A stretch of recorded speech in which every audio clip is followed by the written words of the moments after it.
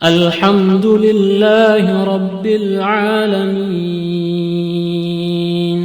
السلام عليكم ورحمة الله وبركاته.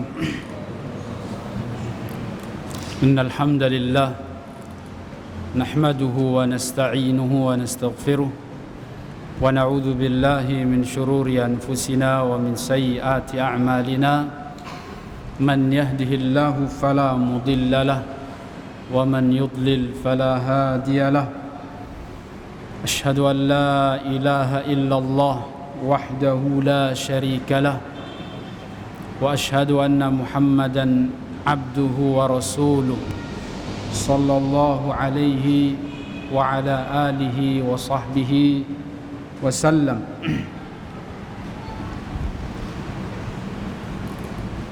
Teman-teman sahabat sunnah yang dimuliakan Allah, pada kesempatan malam hari ini kita melanjutkan kajian kita, pembahasan kitab Riyadhus Shalihin karya Al-Imam Abu Zakaria Yahya bin Sharaf An-Nawawi rahimahullahu ta'ala. Dan pada pembahasan kita malam hari ini adalah pembahasan tentang bab yakin dan tawakal. Yakin dan tawakal pada Allah Subhanahu wa ta'ala.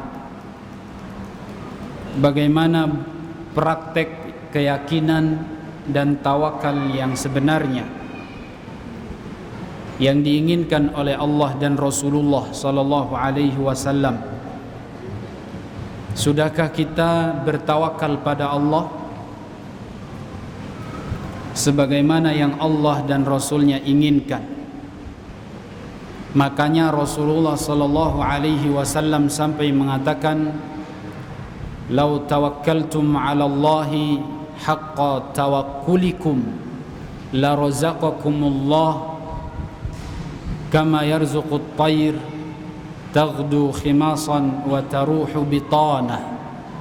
Kalau seandainya kalian bertawakal kepada Allah dengan sebenar-benarnya tawakal, maka sungguh Allah akan memberikan rizki kepada kalian sebagaimana burung yang bertawakal pada Allah. Bagaimana tawakalnya dia? Dia keluar di pagi hari dalam keadaan perut kosong, pulang-pulang di sore hari. Bukan berarti dia baru pulang sore hari ya. Bisa aja dia sebentar aja keluar, dia udah balik lagi. Itu gambaran, maksudnya biasanya manusia kalau kerja pagi keluar, bahkan sebelum subuh sudah berangkat. Pagi keluar, sore pulang. Ada yang dari pagi sampai pagi lagi. Lembur.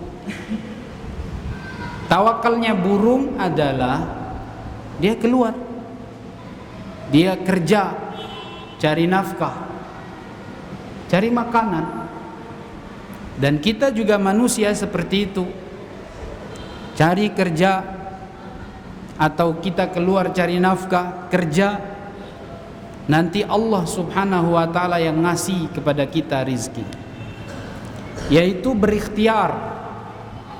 Lalu kemudian gantungkan urusan kita pada Allah, serahkan urusan kita pada Allah. Usaha, itulah hakikat tawakal. Dan tawakal bukan pasrah tanpa ada usaha.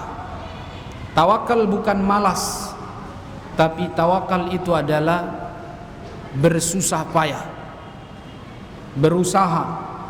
Baru setelah itu serahkan urusan kita pada Allah. Makanya keutamaan orang yang bertawakal seperti tawakalnya burung. Rasulullah juga bersabda, riwayat Bukhari Muslim, "Yadkhulul jannata aqwamun afidatuhum mithla afidatit tayr." Akan masuk surga orang-orang tertentu yang mana hatinya mereka seperti hatinya burung. Hatinya burung, artinya keluar saja dia, pergi cari nafkah, cari kerja, cari makanan. Dia nggak pikir mau dapat atau tidak, pokoknya keluar. Anda jangan urus, oh nanti saya dapat berapa, usaha dulu. Kalau orang bisnis, orang dagang, biasanya dia kerja, pokoknya dia sudah target, oh saya ini hitung-hitungan kayak gini, ini bisa dapat penghasilan seperti ini, omset saya segini, akan keuntungannya segini. Omset saya seperti ini, akan keuntungan seperti ini. Kalau dia untung, dia akan maju. Kalau nggak untung, dia akan hentikan. Itu perkiraannya. Belum tentu perkiraannya itu benar kan? Antum sudah hitung nih akan untung sekian, antum akan maju. Kalau nggak untung, antum tidak maju. Kalau burung enggak, pokoknya usaha. Jalan saja keluar, pokoknya keluar dari sarang cari makanan. Dia tidak tahu di mana makanannya. Dia tidak tahu.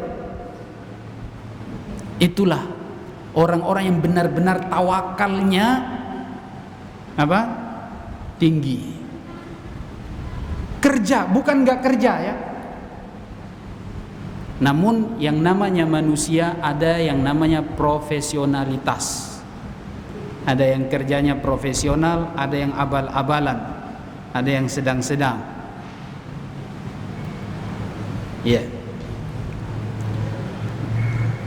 Yang profesional biasanya dia perhitungannya tinggi. Kalau ini sukses dia maju, kalau enggak dia akan hentikan. Tapi kalau dia benar-benar tawakalnya kepada Allah, kan dia usaha saja dulu. Perhitungan manusia bisa saja meleset. Oh ini bisa rugi, belum tentu. Ini spekulasi. Ini kalau saya ambil barang begini harganya, kira-kira nanti kalau ada penurunan harganya, tawarannya turun, kira-kira saya akan rugi nih. Gak jadi. Dan yang namanya rizki itu Allah yang atur. Kita tidak tahu itu rizki kita atau tidak, maka berusaha saja dulu, cari saja dulu, lakukan saja dulu. Insya Allah kalau sudah rizki kita, dan ingat, gantungkan rizki kita pada Allah. Yang nentukan rizki kan Allah. Maka usaha dengan niat baik, kita tawakal kepada Allah bahwa Allah yang berikan rizki pada kita, maka insya Allah, wa man yatawakkal 'ala Allah fahuwa hasbuh. Siapa yang bertawakal kepada Allah, Allah jamin hidupnya. Karena kita tidak tawakal kepada Allah, kita cuman tawakal, bukan tawakal, kita cuman menyandarkan kepada perhitungan matematika kita. Perhitungan matematika manusia bisa salah. Tapi kalau dia gantungkan pada Allah, kalaupun dia tidak dapat pahala. Karena dia sudah tawakal kepada Allah. Kalaupun dia tidak dapat, maksudnya mungkin rugi, dia dapat pahala karena dia sudah serahkan urusannya pada Allah. Itu minimal. Makanya mereka itu pasti dijamin masuk surga. Orang yang bertawakal pada Allah, dia dimasukkan ke dalam surga. Walaupun hitungan matematika dunianya dia kalah, dia salah, atau dia tidak dapat, insya Allah hitungan matematika Allah dapat pahala. Tapi yang penting usaha. Nggak usaha ya nggak dapat. Ini sudah kerja nih. Makanya rizki itu gak akan kemana kalau sudah takdirnya akan dapat. Rasulullah mengatakan, lau haroba ahadukum min rizqihi kama haroba min ajalihi la adrakahu rizquhu kama adrakahul ajal. Kalaupun seseorang lari dari rizkinya sebagaimana dia lari dari ajalnya, maka sungguh rizkinya akan mendapati dia, mengenai dia sebagaimana ajal juga akan mengenai dia.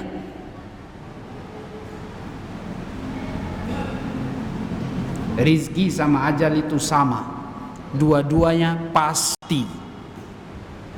Nggak akan kemana kalau sudah rizki kita, maka gantungkan dan tawakalkan kepada Allah. Jangan bergantung kepada hitungan-hitungan kita semata. Ingat, semata. Tapi ingat Allah. Makanya disinilah kemudian sifat orang-orang beriman, wa ala rabbihim yatawakkalun. Kepada Tuhan mereka bertawakal. Sifat orang-orang beriman. Hadis yang akan kita baca ini hadis yang panjang, luar biasa, yang membuktikan bagaimana orang-orang itu menerapkan tawakal.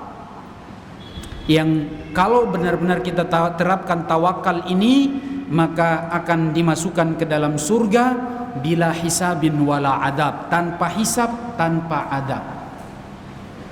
Hadisnya dari Abdullah bin Abbas radhiyallahu anhuma qala Rasulullah sallallahu alaihi wasallam uridat alayya al-umam. Abdullah bin Abbas mengatakan Rasulullah sallallahu alaihi wasallam bersabda, telah ditampakkan kepadaku umat-umat terdahulu. Kapan ini? Ketika Isra Mi'raj, ketika Mi'raj ke langit, bertemu atau memenuhi panggilan Allah, menerima kewajiban salat. Telah ditampakkan kepadaku umat-umat, diperlihatkan. Fara'aitun nabiyya wa ma'ahu rahat. Dan aku melihat seorang nabi bersama sekumpulan segerombol manusia. Dia nabi bersama kaumnya. Wan nabiyya wa ma'ahu rajul war rajulani. Ada nabi yang cuman pengikutnya satu laki-laki, satu orang.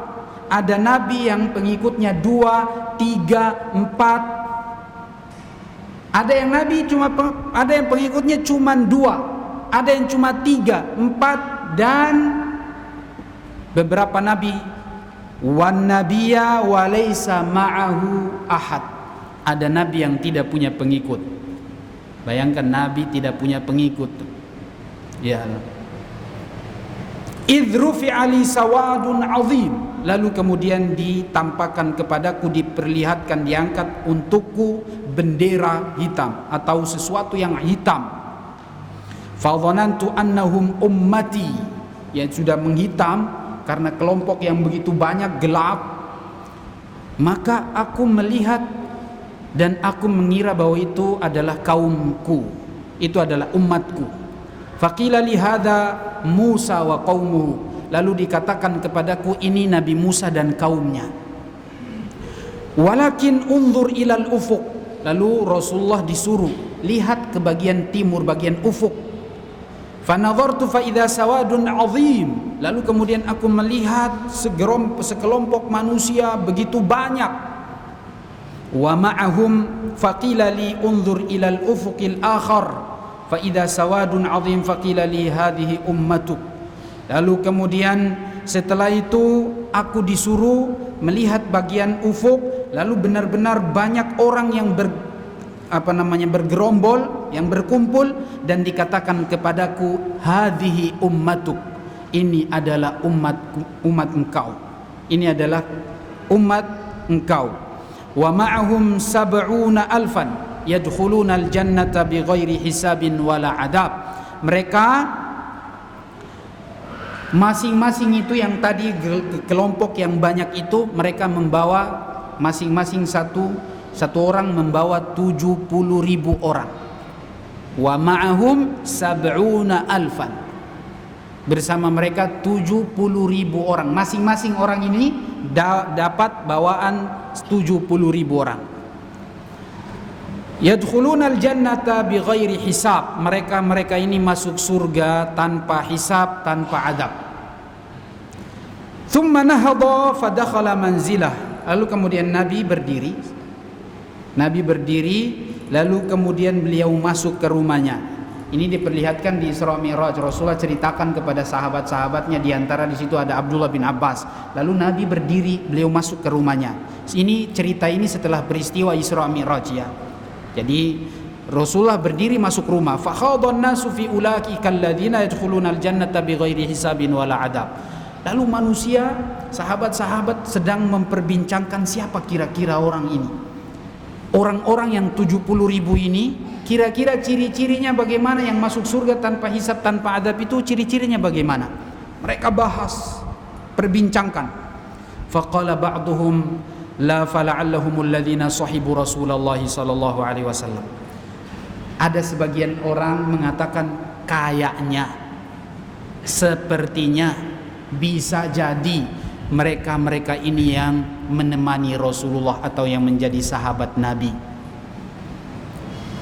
Wa qala ba'duhum, sebagian yang lain mengatakan fala'allahumul ladzina wulidu fil islami wa lam yusyriku billahi syai'a. Oh, bukan. Bisa jadi mereka ini dilahirkan dalam keadaan Islam dan tidak pernah berbuat syirik sama sekali. Wa dzakaru asya', ada yang lain menyebutkan ini dan itu, pokoknya panjang pembahasannya. Fa kharaja alaihim Rasulullah, lalu kemudian Rasulullah setelah itu keluar menemui sahabat-sahabat yang sedang perbincangkan masalah 70 ribu orang yang masuk surga tanpa hisab, tanpa adab ini. Lalu Nabi mengatakan, malladzi takhuduna bi au malladzi takhuduna fihi, apa yang sedang kalian permasalahkan? Khaud itu adalah bicara dan tidak ada dalilnya, tidak ada buktinya, pokoknya asal bahas saja. Apa yang sedang kalian bahas wahai sahabat-sahabatku? Maka mereka mengatakan alladzina la yarqun, maka mereka menyebutkan kepada Nabi, oh kami bahas gini-gini, siapa sebenarnya yang masuk surga tanpa hisab, tanpa adab itu. Lalu Nabi menceritakan, menyebutkan kepada mereka, humul ladzina la yastarqun. Sebenarnya ini riwayat Imam Nawawi yang disebutkan oleh Imam Nawawi, humul ladzina la yarqun, ini tambahan syadza, tambahan yang tidak benar. Artinya tambahan ini menyelisihi riwayat yang lebih kuat yang hanya menyebutkan humul ladzina la yastarqun, mereka-mereka yang tidak meminta diruqyah. Mereka-mereka yang tidak minta diruqyah. Kalau riwayat yang dinukil oleh Imam Nawawi di sini mengatakan yaitu mereka yang tidak meruqyah. Dan ini tambahan ini keliru. Yang sebenarnya yang benar adalah yang lafadznya mereka-mereka yang tidak meminta diruqyah. Wala yatatayyarun, dan mereka tidak bertatayyur.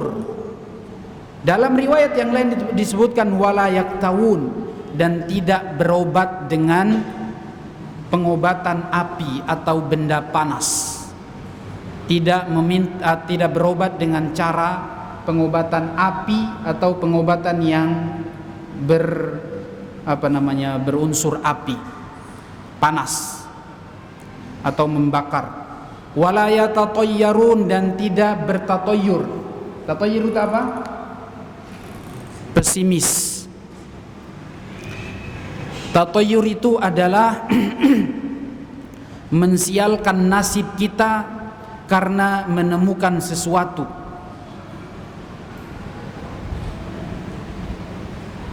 Mensialkan nasib kita karena kita bertemu dengan sesuatu. Mungkin tinggal di rumah tertentu, mungkin beli kendaraan tertentu, mungkin karena nikah dengan perempuan tertentu, mungkin karena nikah dengan laki-laki tertentu, mungkin karena berteman dengan ini dan itu, mungkin karena kerja di tempat ini dan itu. Mensialkan, sial dasar, gara-gara saya kerja di sini, gara-gara saya tinggal di sini, gara-gara saya teman dengan ini, gara-gara saya menikah dengan ini, gara-gara saya beli kendaraan ini. Itu yang namanya tatayyur. Dan tatayyur di zaman jahiliyah itu adalah perbuatan yang mereka gantungkan kepada burung, ya. Mereka gantungkan kepada burung nasib mereka itu. Jadi kalau mau safar, burungnya diterbangkan sebelum safar, kebiasaan ini. Dan ini langsung diabadikan di dalam hadis tatayyur itu begitu. Burung kalau terbang bagi ke arah kanan, oh jadi safar. Kalau terbangnya ke mana? Ke lurus tengah atau belok kiri, oh itu tidak jadi safar. Apalagi dia mundur, itu celaka. Jadi harus terbangnya arah kanan, baru safar. Makanya jadi mereka gantungkan nasib mereka kepada burung. Kalau terbangnya ke kanan ini nasib baik, berarti safar. Kalau lurus atau kiri apalagi belok belakang mundur, itu bahaya, gagal, tidak boleh safar, akan ada bahaya. Ini kebiasaan orang-orang jahiliyah. Nabi mengatakan, ini diantara tatayur itu ya, tatayur. Dan tatayur ini hukumnya haram, syirik. Ini syirik kalau yang ini. Nanti kita jelaskan ruqyah, minta ruqyah dan diruqyah, dan juga kai, pengobatan dengan api. Ini apakah dia haram atau tidak? Dan apakah mengurangi kualitas iman seseorang? Apakah orang yang minta diruqyah mengurangi tawakalnya dia atau tidak?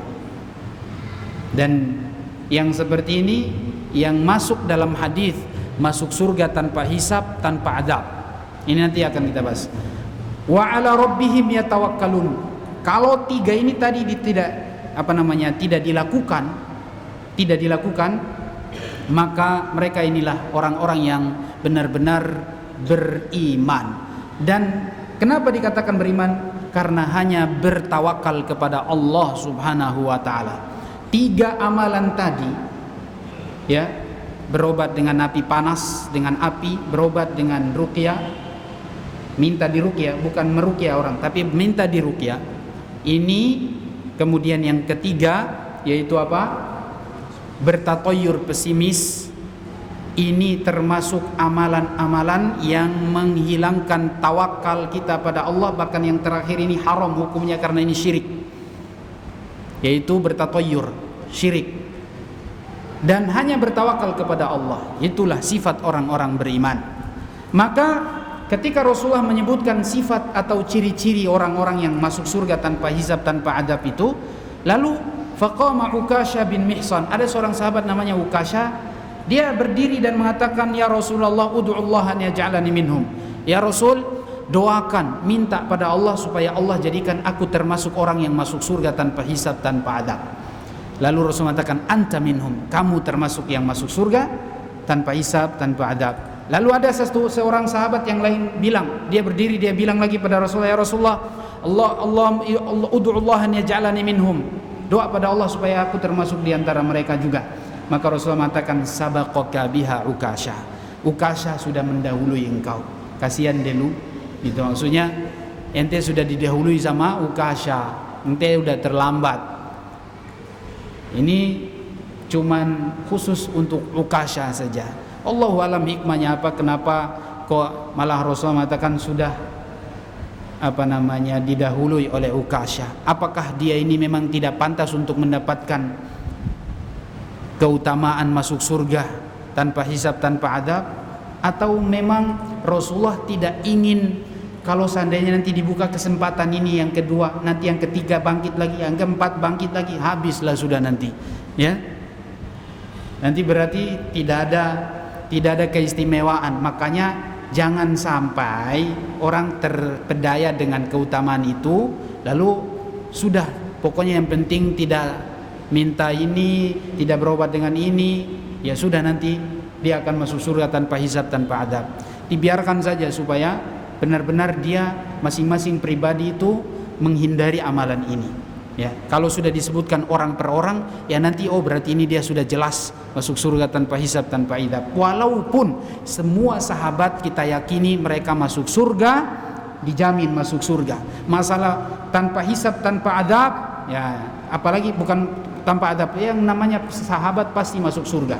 Ya, masuk surga awal mula, bukan masuk neraka dulu baru masuk surga, tidak. Tapi para sahabat itu sudah jelas masuk surga, dijamin langsung. Cuman masalahnya dihisab atau tidak, itu kata para ulama, semua yang masuk surga itu pasti dihisab, tapi hisabnya yasir, cuman sekedar ard, penampakan, ditampakkan ini amal kita, itu namanya hisab bagi orang-orang yang beriman. Masuk surga awal mula, pertama masuk akhirat langsung masuk surga, tidak singgah dulu di neraka. Naudzubillah. Hisabnya orang-orang yang beriman, yang benar-benar masuk surga, cuman ditampakkan amalannya. Ini loh amalannya. Itulah yang disebut dengan hisab yasir. Hisab yasir itu hisab yang ringan, tanpa didalami, ditanyakan lebih dalam. Ini amalan kamu, kenapa kamu buat ini? Siapa suruh kamu begini? Itu semuanya nanti hisab yang namanya hisab dibantah. Hisab dengan bantahan itu pasti dihukum. Kalau sudah hisab dengan bantahan, maksudnya amalan ini kamu melakukannya, perbuatan ini kamu melakukannya, kenapa kamu melakukan begitu? Ya, siapa yang suruh kamu? Itu pasti akan dihukum. Nabi mengatakan man nuqishal hisab udzib. Siapa yang hisabnya dibantah oleh Allah pasti diadab. Mudah-mudahan kita semua ada di sini tidak dibantah oleh Allah Subhanahu wa taala. Amin. Amin ya rabbal alamin. Nah, hadis ini riwayat Bukhari Muslim. Kita pembahasannya adalah tentang tawakal. Fokus pada pembahasan tentang ruqyah. Tidak minta diruqyah. Tidak minta apa? Diruqyah. Mereka inilah yang benar-benar tawakalnya murni tinggi pada Allah Subhanahu wa taala. Syekh Al-Utsaimin rahimahullahu taala menjelaskan hadis ini, beliau mengatakan kenapa ada keutamaan khusus bagi orang-orang yang tidak minta diruqyah. Karena dia tidak bergantung kepada orang lain. Masalah kesembuhannya itu dia gantungkan kepada Allah, tapi bukan dengan cara meminta dia diruqyah. Dia berobat, tapi bukan dengan cara minta pada orang lain. Karena kalau dia minta pada orang lain, lalu diruqyah dan tidak sembuh, maka akan jadi beban bagi orang yang ruqyah itu. Ya akan jadi beban bagi orang yang meruqyah ini. Kalau tidak sembuh gimana?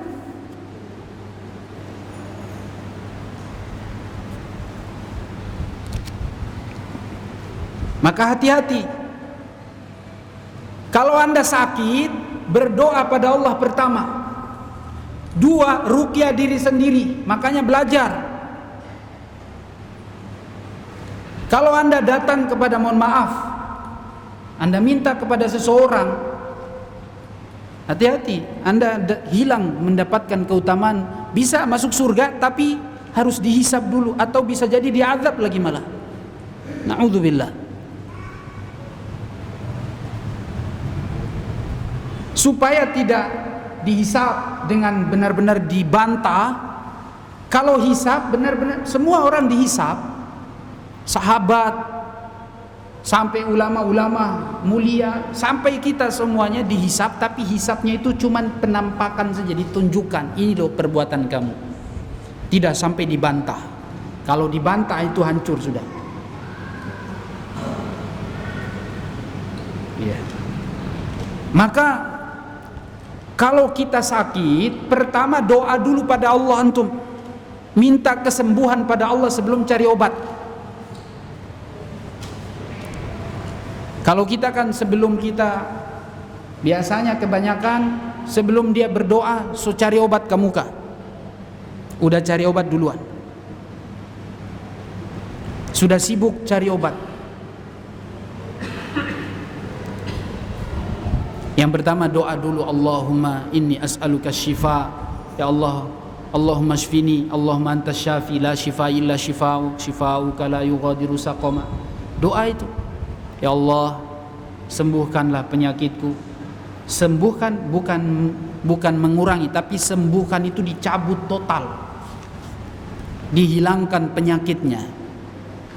Karena Engkaulah yang memberikan kesembuhan. Setelah itu baru kita cari obat dan minta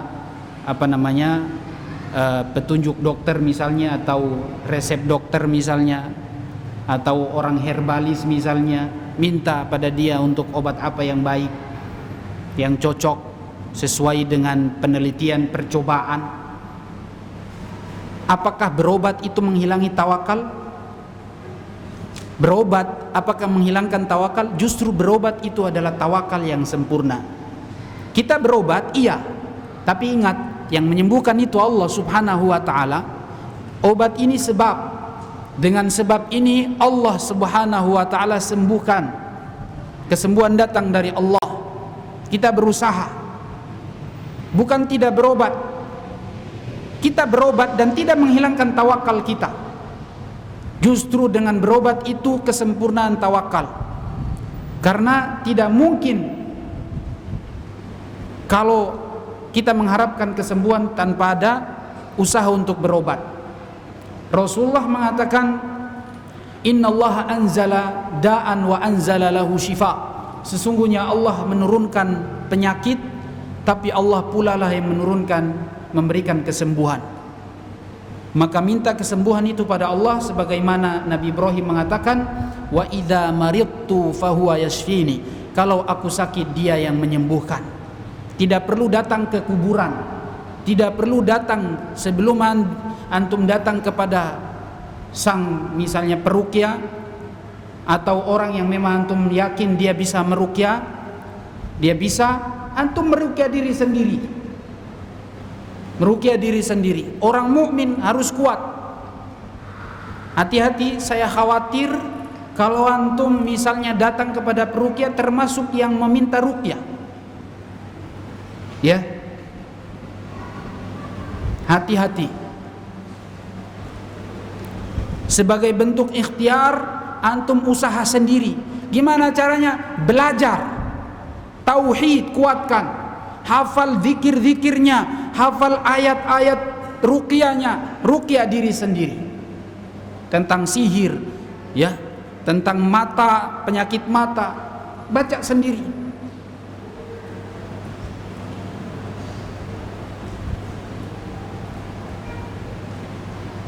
Itulah orang-orang yang benar-benar bergantung kepada Allah, yang menyembuhkan Allah Subhanahu wa ta'ala.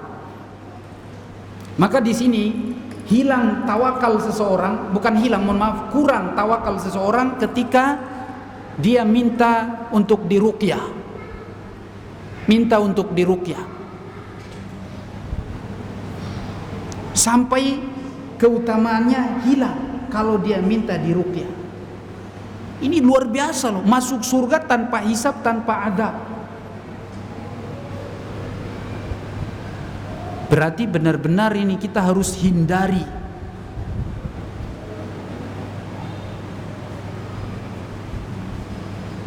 Rasulullah pernah meruqyah dan Rasulullah juga pernah diruqyah oleh Jibril.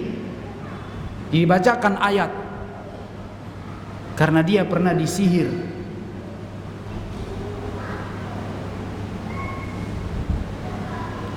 Dan itu nyata, terbukti Rasulullah sakit. Ada pengaruhnya. Maka untuk mengusir jin, gangguan, sihir, pakai ruqyah. Dan ruqyah itu ibadah. Ruqyah ibadah yang mulia. Antum mendekatkan diri pada Allah dengan meruqyah orang.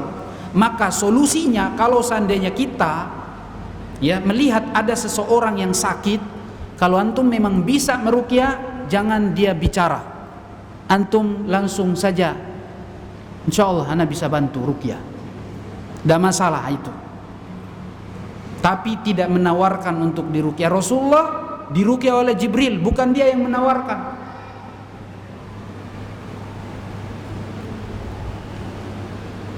Ya, Ustadz, gimana kalau ada orang yang minta, saudaranya minta untuk diruqyah, masuk tidak dalam golongan orang-orang yang meminta diruqyah? Insya Allah tidak. Orang lain yang carikan untuk meruqyah saudara kita, kerabat kita, itu insya Allah tidak termasuk. Yang masuk itu adalah kita sendiri yang minta diruqyah.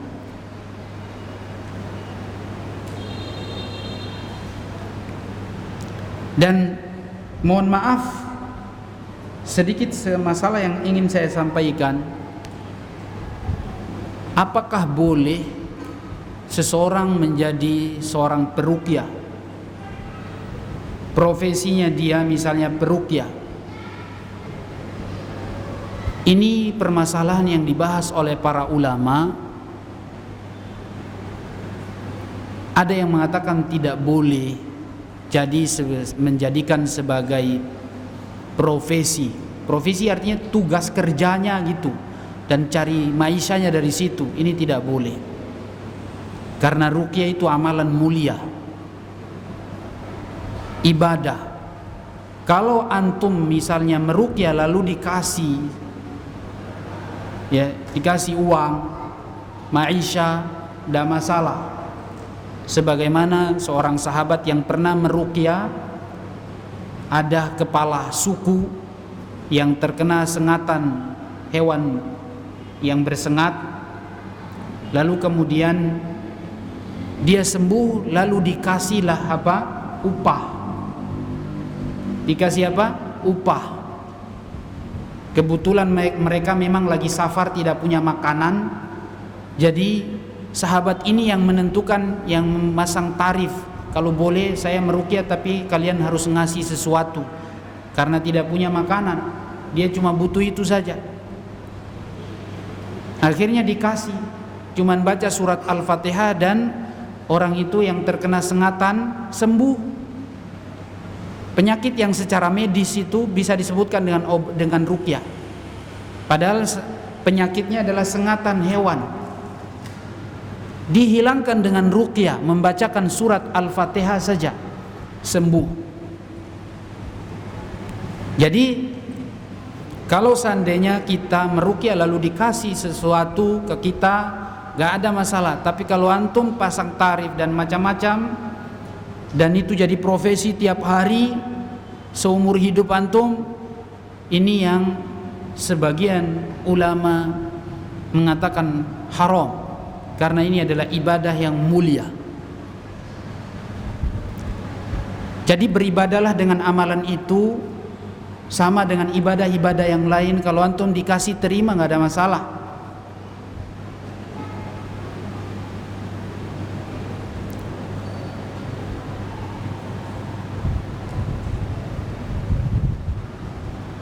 Dan saya pernah punya teman waktu di Jawa Timur, di Banyuwangi. Alhamdulillah beliau juga suka meruqyah, tapi dia tidak bikin suatu ini. Dia seorang dosen, seorang guru, dan meruqyah itu adalah sebagai ibadah beliau. Bahkan dia jadikan ladang dakwah. Beliau mendakwahi sebagian orang yang masih penuh dengan kesyirikan melalui ruqyah. Dia tidak minta dikasih, tapi kalau ada yang ngasih dia terima. Nah, itu nggak ada masalah.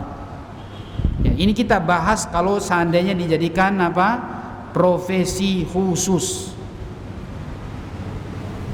Ya, insya Allah kalau tanpa itu nggak ada masalah. Antum bantu orang meruqyah, bahkan itu adalah jadi ladang dakwah, cara untuk menyelamatkan orang dari kesyirikan. Itu bagus, karena biasanya orang-orang yang kesurupan itu masalah tauhidnya bermasalah, atau memang dia itu adalah orang yang punya turunan jin, ya. Keluarganya itu punya turunan peliharaan jin, jadi sampai diwariskan keturunannya itu, dan susah untuk keluar. Nah, ini orang-orang seperti ini harus diruqyah, tanpa dia harus meminta kita ruqyah dia. Kasihan orang itu. Ya. Ada orang juga sebagian yang punya kelebihan, bukan kelebihan, ini sebenarnya kekurangan. Ini kekurangan. Seperti orang dibilang indigo. Jadi dia bisa tahu. Katanya dalam ilmu tasawuf itu kasyf, dia dibukakan. Jadi besok hujan dia tahu.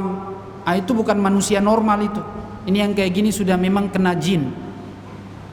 Kalau manusia normal tidak akan tahu besok hujan dalam detik sekian, menit sekian. Nggak ada yang tahu.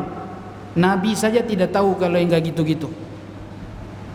5 urusan gaib yang tidak diketahui manusia, diantaranya masalah waktu turunnya hujan. Tidak ada yang tahu. Memberikan rizki, ajal, ya, bahagia dan tidak, itu tidak ada yang tahu kecuali Allah Subhanahu wa ta'ala. Lalu kemudian ada orang yang mengaku tahu, masalah itu. Ini sudah bukan manusia biasa ini.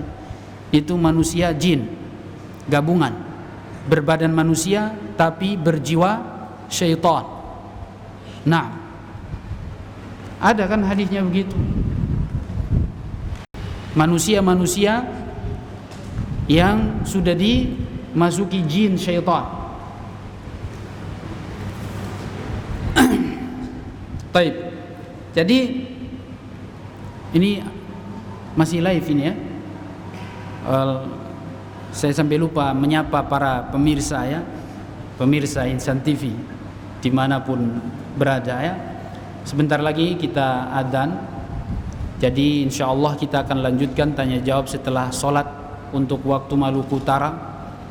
Yang menyaksikan atau mengikuti acara ini melalui live di TV, insya Allah setelah kita sholat nanti akan ada lanjutan tanya jawab. Yang mau bertanya langsung dikirim lewat WA dikirim melalui nomor yang sudah tercantum di layar televisi. Dan insya Allah kita akan berusaha untuk menjawabnya. Dan jamaah yang hadir pun silakan kalau mau bertanya, mudah-mudahan kita bisa menjawab pertanyaan-pertanyaan ini. Kemudian sebelum saya akhiri, hadis yang kita bahas ini oleh Imam Muhammad bin Abdul Wahab, beliau bawakan di dalam kitab Tauhid. Di situ beliau sebutkan bab khusus tentang bab fadli man haqqaqat tauhid. Bab tentang keutamaan orang yang menerapkan hakikat tauhid atau menerapkan tauhid dengan benar. Di antaranya beliau bawakan hadis ini. Jadi tauhidnya itu benar-benar sempurna kalau dia bisa menerapkan hadis ini. Tawakalnya pada Allah Subhanahu wa taala. Berobat, berikhtiar, tapi tentunya dia gantungkan kesembuhan itu kepada Allah Subhanahu wa taala. Ya. Ada cara-cara yang dijelaskan oleh Allah dan Rasulnya bagaimana berobat. Jadi berobat itu Allah dan Rasulnya memberikan kepada kita dua cara. Cara yang memang benar-benar syar'i, sebab syar'i, dan yang kedua sebab qadari. Secara takdir sebab ini dianggap sebagai solusi pengobatan penyakit. Ada yang pertama sebab syar'i, artinya sebab ini dilegalkan oleh Allah dan Rasulnya untuk dijadikan sebagai pengobatan. Misalnya ruqyah, minum madu,